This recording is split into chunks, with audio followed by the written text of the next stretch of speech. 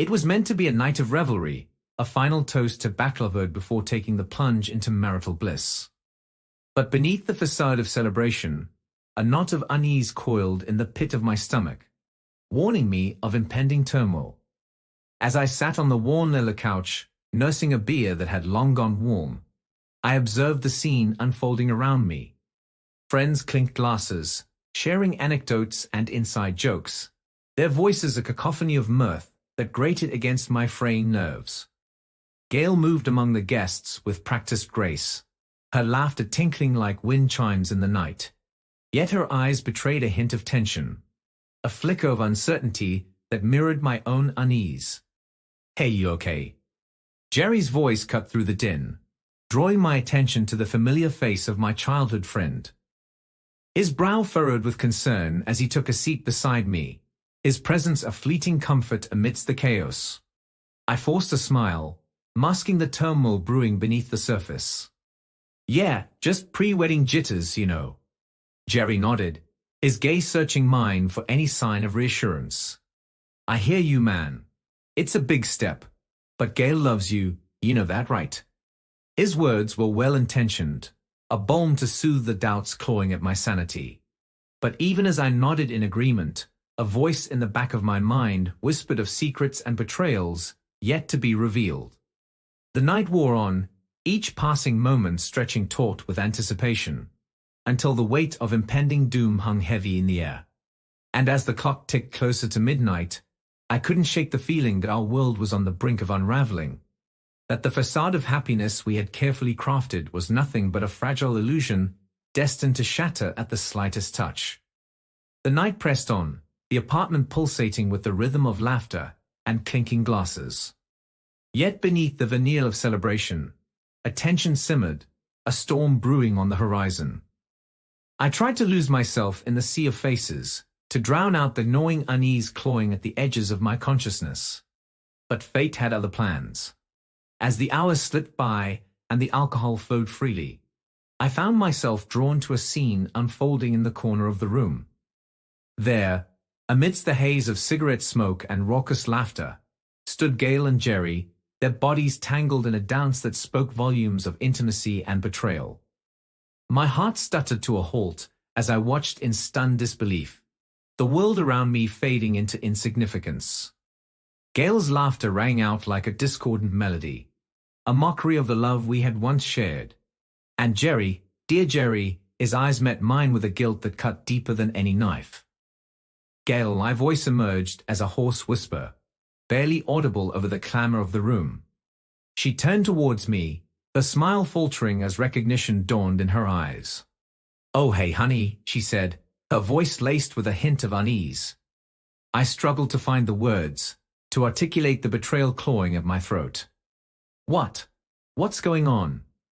Gail's gaze flickered to Jerry, a fleeting moment of hesitation betraying her guilt. "It's nothing, just catching up with an old friend."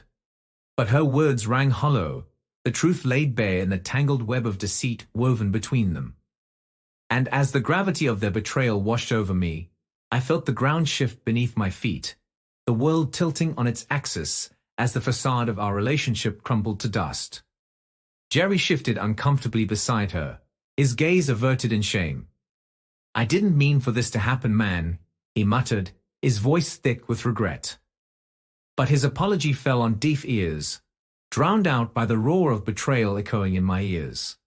And as the weight of their infidelity bore down upon me, I knew that our once-promised future lay shattered at my feet, irreparable and lost to the winds of deceit.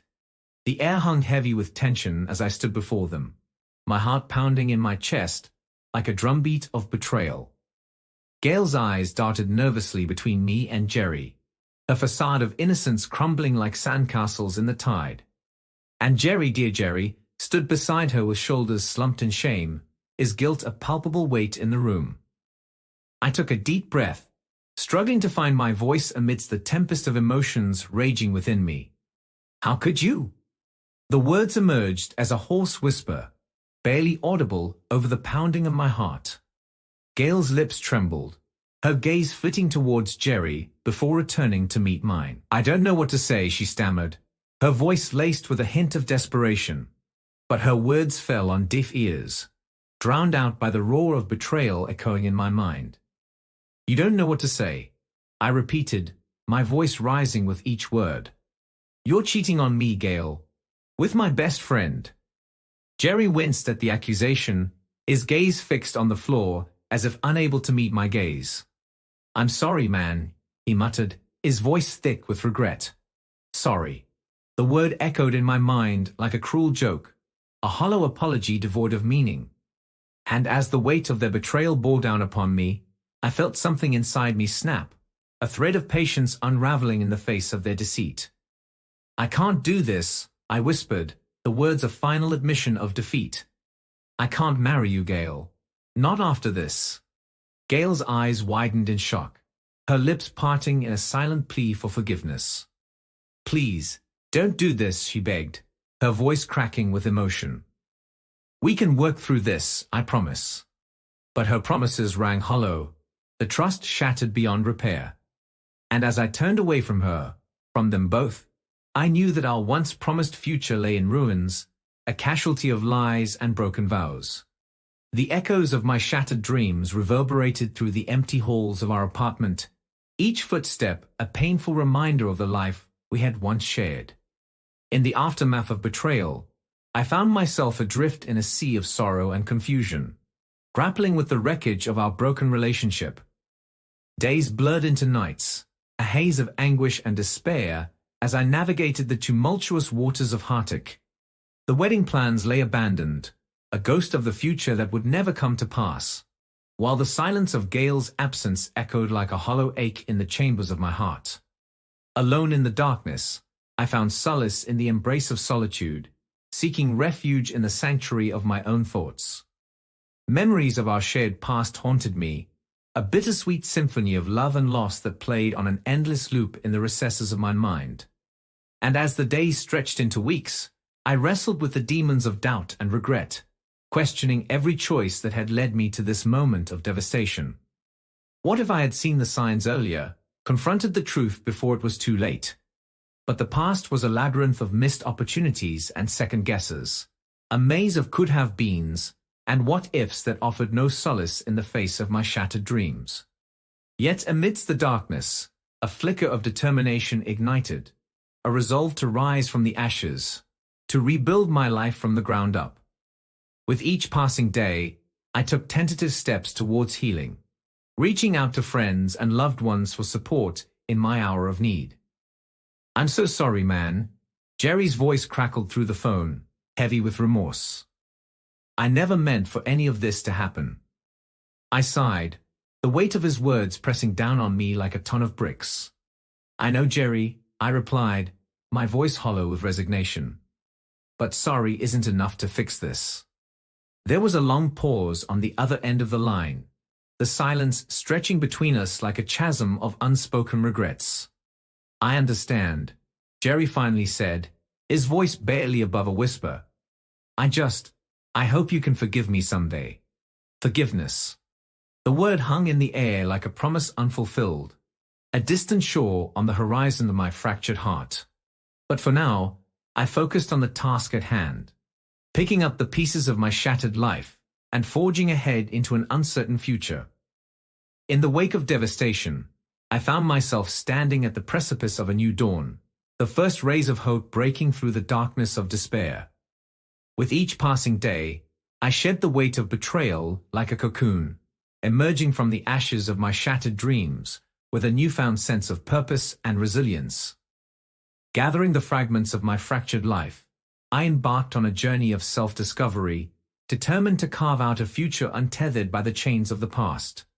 Reconnecting with old friends and cherished hobbies, I embraced the freedom of newfound independence, relishing in the simple joys that had once been overshadowed by the specter of betrayal. Hey man, how are you holding up? Mark's voice crackled through the phone, his concern palpable even through the static of the line. I smiled, the warmth of his friendship a beacon of light in the darkness. I'm getting there, Mark, I replied, my voice tinged with gratitude. It's been a rough road, but I'm starting to see a light at the end of the tunnel. There was a pause on the other end of the line, the weight of unspoken understanding hanging between us like a delicate thread. Just know that we're here for you, no matter what, Mark said, his words a lifeline in the tumultuous sea of emotions. You've got this, man. Encouragement. The word reverberated in my chest, like a drumbeat of determination, a reminder that I was not alone in my journey towards healing.